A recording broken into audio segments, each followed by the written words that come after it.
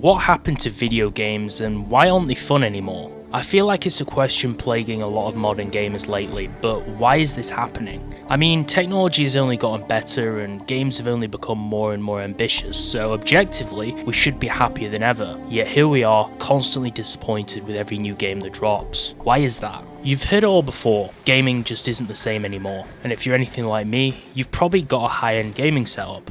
A 3090, an Intel i9, 64 gigs of RAM, and yet here I am finding myself spending hours replaying older games with graphics that look like something out of an ancient Mayan temple in comparison to today's standards. Is this because we're just getting older, are we outgrowing gaming, or has something fundamentally changed? Back in the day, I'd spend entire weekends playing COD 5 Zombies on World at War, modded lobbies in Modern Warfare 2, or grinding World of Warcraft's Cataclysm for hours on end with my friends. The thrill of unlocking 10th Prestige, getting golden guns, or finally taming that rare hunter pet in WoW was everything back then. Now as adults, we have more responsibilities. I know I definitely don't have the luxury to pull those 12 to 16 hour gaming marathons that we did as teenagers. Now I'm more focused on business and personal growth than gaming, and there's more responsibilities and goals that I have now as an adult, which is why I fell off slightly on this channel for quite a while recently actually.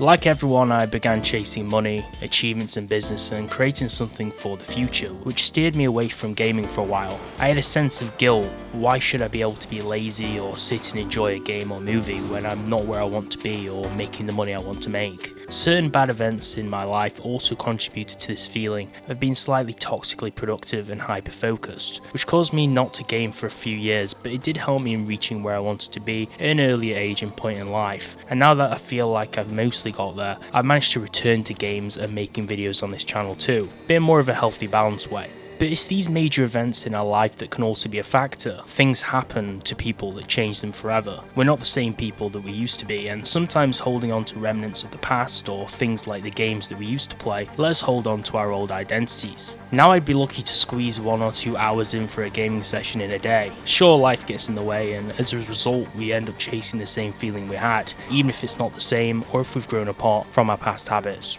But we also have to think about how powerful of an effect nostalgia is. Memory bias sometimes tricks us into thinking that those days were somehow better. Playing Minecraft Alpha for the first time felt revolutionary for me. I remember feeling cool that I could be the one to introduce that game to my friends for the first time way back then. And look how big Minecraft is now. Dropping into a blocky, simple world and discovering everything for ourselves. Or the joy I had modding Gary's mod and spending hours on Dark RP servers, creating chaos with my friends. Especially when they weren't full of random jobs like Ninja Turtles and ponies like they are nowadays. It's those memories that are tied to simpler times when our biggest concerns were things like, would our parents let us stay up for just one more round on the game? A time when there were no responsibilities other than doing homework. I think that's what makes the memories better in hindsight, because they're tied more to a carefree youth that we once had and can't get back. There's also the reality that gaming itself has evolved. Games today seem to be a lot more cinematic, they're more graphically stunning and more complex, but I feel like they've lost that magical simplicity. Think about GTA San Andreas. It's a game that, despite its bad graphics by the standards of today, felt alive and full of endless possibilities. The map is actually quite small, but it feels so open and massive, especially in comparison to the new GTA 5 game, which has a map which is actually bigger but feels smaller. Or Halo 3, where if you got recon, you felt like royalty in the game. It was like the ultimate achievement. Everyone wanted it or wanted to know how you got it or to play with you.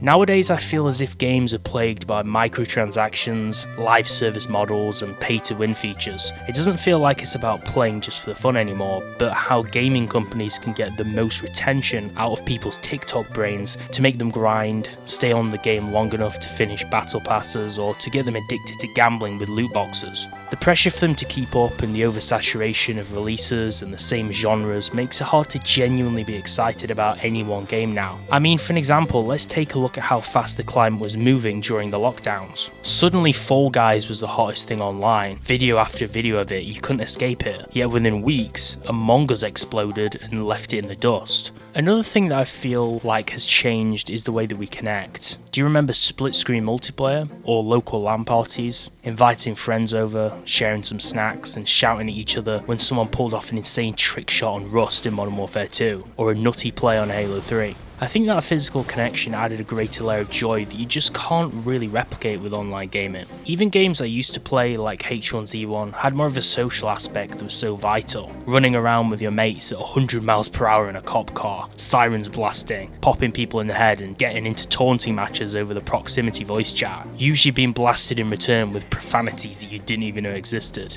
Now I feel like community is more diluted, and to be family friendly and PG, so many games have opted in to disable public voice chat or over-censor the in-game chat features, which just removes the fun out of things entirely. And if you were part of the Xbox 360 era, you'll know that the Xbox Live voice chats and party chats were literally the Wild West, and there was no censorship whatsoever. And some of our huge gaming circles have shrunk to just a couple of close friends, if we're even lucky enough to coordinate time zones with foreign and long distance friends, or schedules with our local friends. I also think there's a big impact on mental health and overstimulation nowadays. The dopamine rushes we used to get from playing are now competing with other things like social media. Remember I mentioned TikTok earlier? Luckily I was never really one to get addicted to doom scrolling, but I'm praying for the new generation. There's also streaming platforms, which is another thing I'm not really in touch with, but people mindlessly watch them for hours, wasting their time. It feels like a non-stop flood of content. I feel we've become so used to instant gratification nowadays that games don't feel as rewarding unless they're constantly feeding people something new. But let's be real with things, mental health plays a role too. It's hard to enjoy a game when you're feeling stressed, anxious or burnt out. That escapism that games used to provide just doesn't hit the same when your mind is occupied with real world worries or traumas. It's pretty ironic though really, I mean I have hundreds of games in my Steam library, yet I rarely feel the urge to play anything new. Instead I find myself booting up games like Dave Defeat or San Andreas, games that feel more like comfort food. Maybe I'm chasing that feeling of excitement and joy that I had for those games specifically as a kid,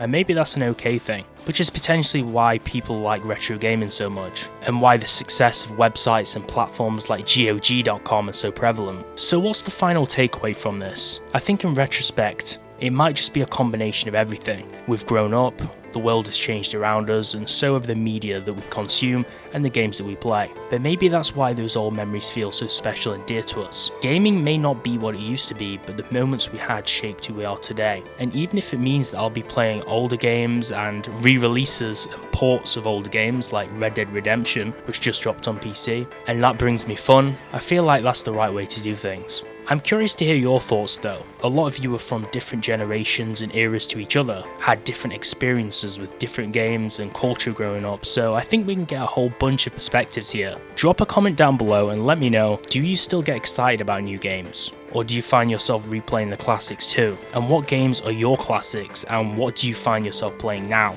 Like I said, people from different eras are going to have different perspectives on things because they grew up with different games and different culture. If you found this relatable in some way or you enjoyed it generally, please do drop a like and subscribe if you want to see more of this kind of thing. Thanks a lot for watching, but wait, watch this video next if you want to keep chasing some good memories.